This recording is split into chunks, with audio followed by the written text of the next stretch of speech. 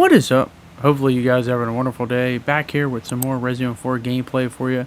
And today we are going to be talking about the Nintendo Switch 2. Now, earlier today they just had their whole panel where they showed off a lot about it, a lot of the games that are coming out, when the dates are going to be released, as well as probably the most important thing, the date the system is going to come out, as well as the price for the system. So if you don't know, the Switch 2 is going to be coming out in June, early June. It's going to be coming out for a price of $449.99. A little bit more than what I estimated for. I said 400, but a little bit more, but it is what it is. But that wasn't the big talking point. And it wasn't even a big talking point about the games and what was showed off, what was revealed and stuff like that. The thing that's got everyone talking about, and what we're going to be talking about in this video, is the price of its games. And now, I want to stress this. This is not the price of every single one of their games, but they're big titles. They're big first-party titles, but basically for their big ones, they're going to be charging a price of $80 for a digital version and $90 for a physical version, and that's what we're going to be talking about in this video today. Now, I will be the first one to basically tell you this right now. When I made my video a few weeks ago talking about how GTA6 might possibly push the barrier for a $100 game, I didn't have on my bingo card someone else within this same year was going to flirt with that even before Grand Theft Auto 6. And it definitely wasn't Nintendo of all people. So this comes to me as a complete just shock more than anything else. I mean, Nintendo is probably the last group I would expect that would do this compared to like someone like a Sony or Microsoft. And what's going to be really weird is, barring if nothing else comes up, that Grand Theft Auto 6 does come out this year.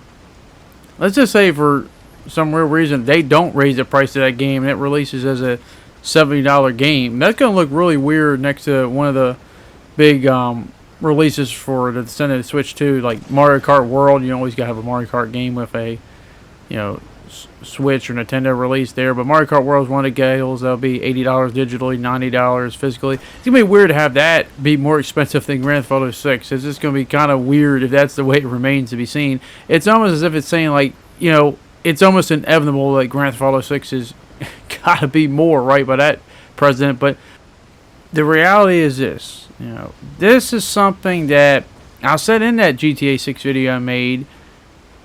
It's not so much if it happens, it's when it happens. And unfortunately, it's going to happen sooner than even we all anticipated. And this is just the harsh reality I try to say, is that game prices are going to inevitably rise. I remember when they were $50, and I remember when it went up to $60, there was a little stink about that, but $60 became the norm.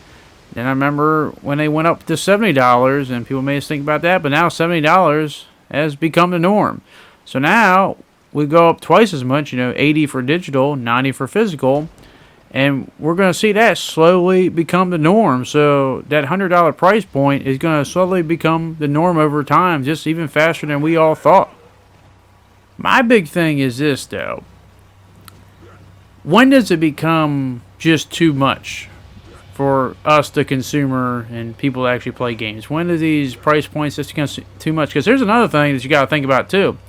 I know some people might be sitting there thinking, okay, well, I'll just wait for a price drop. And that's the thing with Nintendo. Anyone ever watch their big titles release?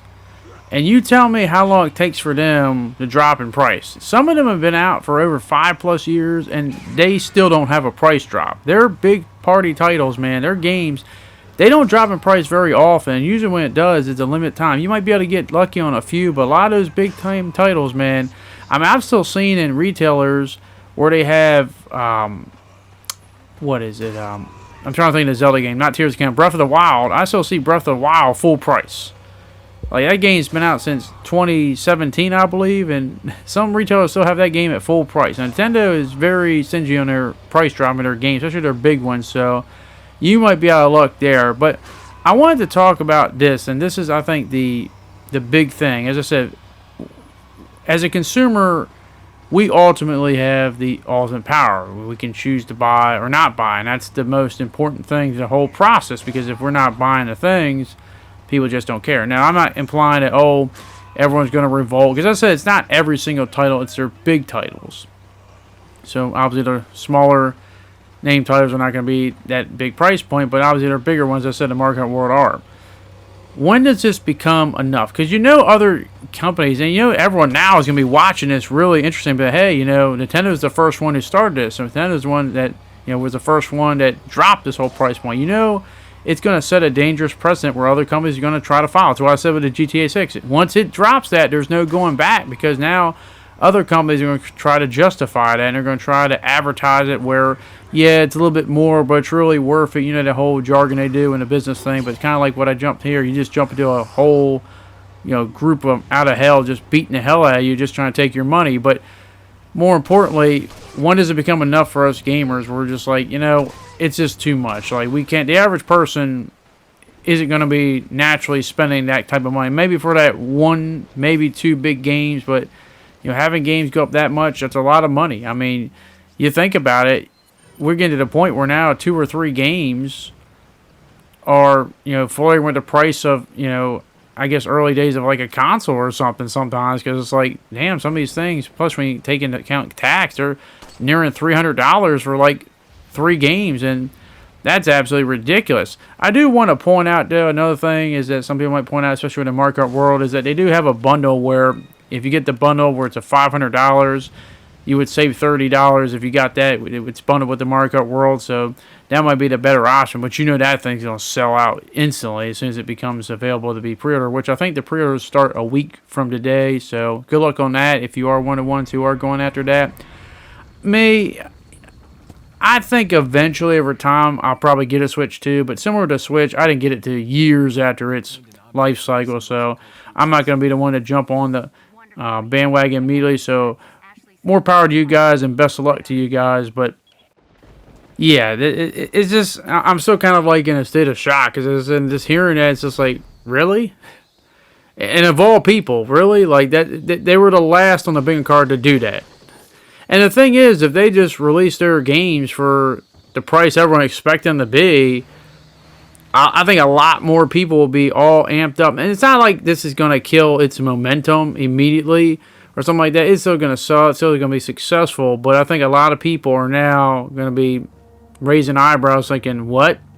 And it's also just going to set a very dangerous precedent for other companies to join in. Because as I said, it's a copycat league. And companies are going to do whatever they can to get as much money as you as possible. So, yeah, and with the state of the economy where it is right now, I don't know how many people are going to be willing to drop all this stuff. So it's going to be really interesting to see a lot of these things, especially long-term sales with these games, and no matter how good they are, because I think people are starting to get that point. It's like, yeah, these things could be good, but not unless that's like the only thing you're getting that year. But a lot of people like to buy a few games, and a lot of people are just going for, I guess, the older ones where they have all the sales, all the deals, the discounts. I mean, for goodness sakes, earlier this year I got, I think, Arkham Asylum, Arkham City, and Arkham Knight with all the DLC and all that stuff early this year for like $6. People are going back in time to play stuff like that, or their full-fledged games, and for $6. And hey, these new things, they're new, but is it really worth going that high? And that's I can't answer that question for everyone. Everyone's different. Everyone's got different circumstances with their finances, but it's going to be real interesting nonetheless, see how we all handle this and what we do, because at the end of the day, we all vote for a wallet, and we're going to see what we're going to do. As I said, I have no doubt the Switch 2 will be successful as it goes longer in its lifetime. I mean, the original Switch is one of the most successful consoles, period. I think at the end of the day, it will be the all-time most sold console, even surpassing the PS2 eventually, which is no easy feat. But nonetheless, as I always like to say, that is my opinion. I want to hear your guys' opinion.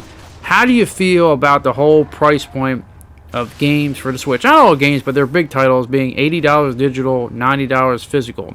Do you like that, dislike that, or completely against that? Do you think this is just a dangerous precedent for other game companies and publishers to force their games to sell even higher? Do you think this forces GTA 6's hand to be $100? And would it be weird if it sold less than the big Nintendo releases, which would just be weird and interesting if that's the way it went down?